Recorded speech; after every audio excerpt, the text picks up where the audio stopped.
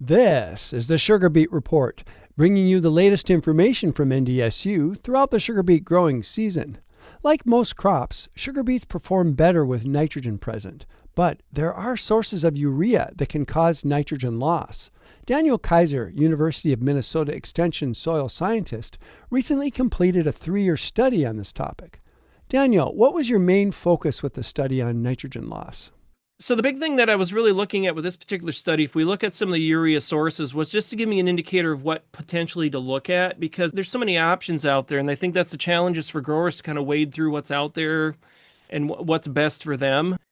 We had 2 separate trials, one looking at just rates of urea fall versus spring, then another one where we looked at sources, where we had inhibitors like AgriTain, Instinct.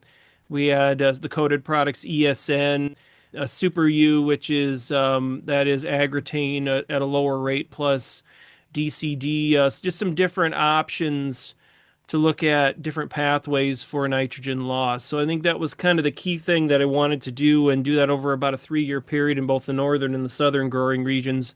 Do you have any findings or conclusions based on the study?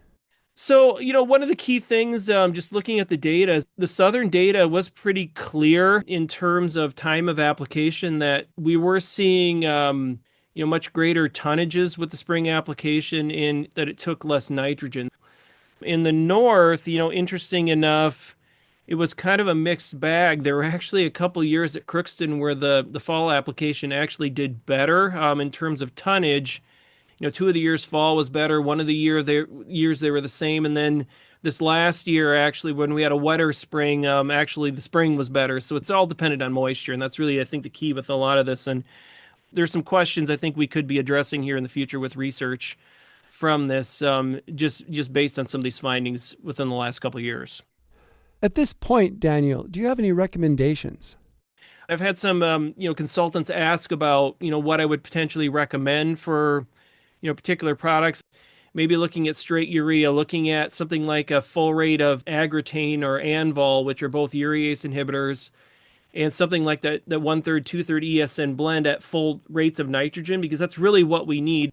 These nitrification inhibitors, it just doesn't seem like it's the best option right now to give you the longevity of these particular sources. And that's, I think, the thing that needs to be followed up on. The other thing that, has been of big interest with spring application of urea to the growers has been this stand loss issue. And in the spring, you may want to keep the rates a little bit lower, particularly of urea. One of the things that I'd really have liked to have seen, although we never did see it, is whether or not if we could slow down some of the formation of ammonia, which I think is really what's the big thing for most sugar beet growers, what's probably causing some of the issues. If we could slow that down with some of these inhibitors, like a urease inhibitor, could we counteract some of these issues, potentially what we're seeing with decreased stand? The main thing, though, that I will say to most of the growers is that I am not as concerned about it, because even with a lot of the loss in stand that we saw, we never really saw a decrease in recoverable sucrose or in root yield. But I think some growers on some really coarse sands, there could be some bigger issues with it. Thanks, Daniel. Our guest has been Daniel Kaiser, University of Minnesota Extension soil scientist. This has been the Sugarbeet Report.